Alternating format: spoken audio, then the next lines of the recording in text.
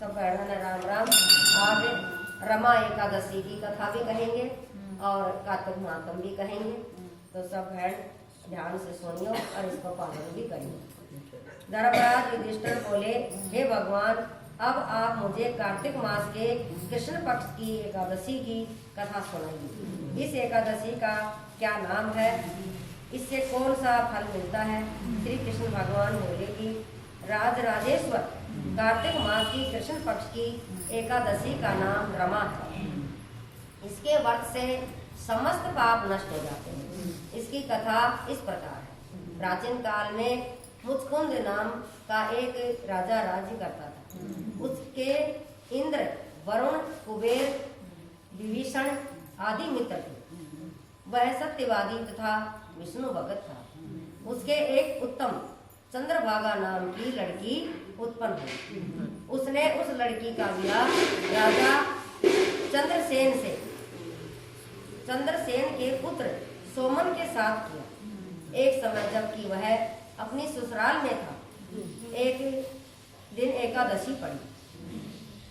चंद्रभागा सोचने लगी कि अब एकादशी समीप आ गई है, परंतु मेरे पति अत्यंत कमजोर है, इसीलिए वह यह व्रत नहीं कर सकते, परंतु मेरे पिता की आज्ञा कठिन है।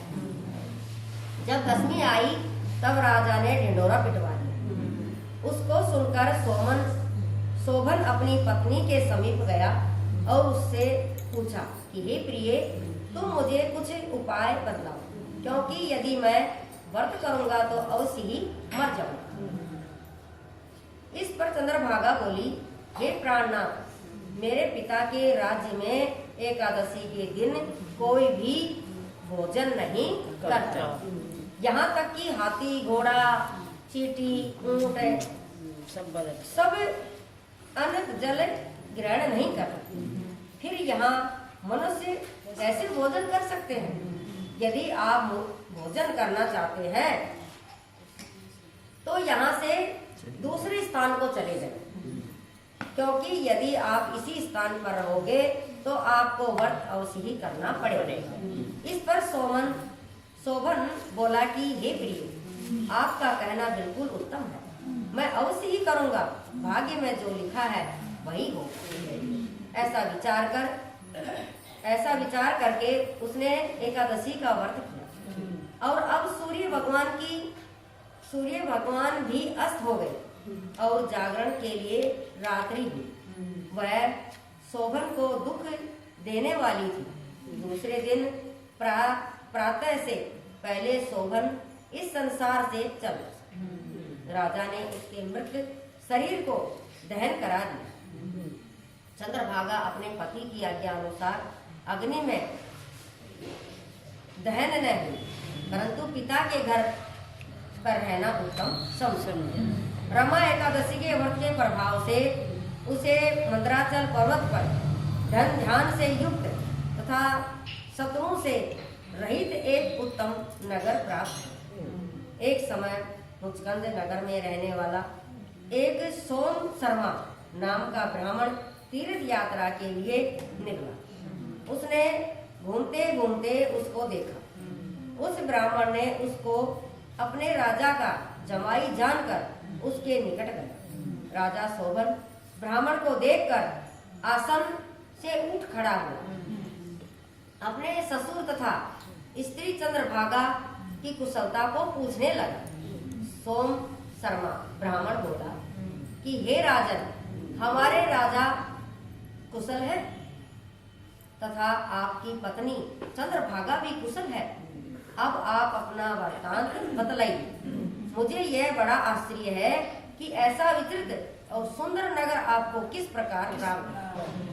शोभन बोला कि हे ब्राह्मण, यह सब कार्तिक मास की कृष्ण पक्ष की रमा एकादशी के व्रत के प्रभाव से है। इसी से मुझे यह अनुपम नगर प्राप्त हुआ, परंतु यह अधूरा है। इस पर ब्राह्मण बोला कि हे राजन, यह अधूरा क्यों है और पूरा किस प्रकार हो सकता है, सो आप मुझे बतलाइए, मैं आपके कहे अनुसार ही करूँगा। आप इसमें किंचित मात्र भी झूठ न समझो। शोभन बोला कि हे ब्राह्मण, मैंने श्रद्धा पूर्वक व्रत किया था, उसके प्रभाव से मुझे यह नगर प्राप्त हुआ। इस वार्ता को राजा मुचकुंद की पुत्री चंद्रभागा से कहोगे तो वह इसको पूरा बना देगा। ब्राह्मण ने कहा। ब्राह्मण ने वहां आकर चंद्रभागा से समस्त वार्ता कहा। इस पर राजकन्या चंद्रभागा बोली कि हे ब्राह्मण, आप मुझे उस नगर में ले चलिए, मैं अपने पति को देखना चाहती हूँ। मैं अपने व्रत के प्रभाव से उस नगर को पूरा बना दूंगी। चंद्रभागा के वचनों को सुनकर वह सोम शर्मा ब्राह्मण उसको मंदराचल पर्वत के पास वामदेव के आश्रम को ले गए। वामदेव ने उसकी कथा को सुनकर चंद्रभागा का मंत्रों से अभिषेक किया।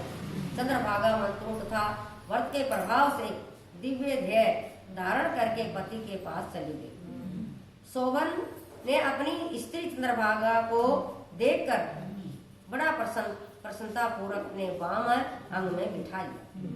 चंद्रभागा बोली, हे प्राणनाथ, अब आप मेरे पुण्य को सुनिए। जब मैं अपने पिता के घर में 8 साल की थी, तब से ही मैं यथाविधि एकादशी का व्रत करने लगी हूँ। उसी व्रत के प्रभाव से आपका यह नगर पूरा हो जाएगा और समस्त कर्मों से युक्त होकर प्रलय के अंत तक रहेगा। चंद्रभागा दिव्य रूप धारण करके तथा दिव्य आभूषण तथा वस्त्रों से सजकर अपने पति के साथ आनंद पूर्वक रहने लगी और शोभन भी उसके साथ आनंद पूर्वक रहने लगे। हे राजन, यह मैंने रमा एकादशी का महात्म कहा है। जो मनुष्य इस रमा एकादशी के व्रत को करते हैं, उनको समस्त ब्रह्म हत्या आदि के पाप नष्ट हो जाते हैं। जो मनुष्य रमा एकादशी का महात्म सुनते हैं, वह अंत में विष्णु लोक को जाते हैं। बोले तो श्री कृष्ण भगवान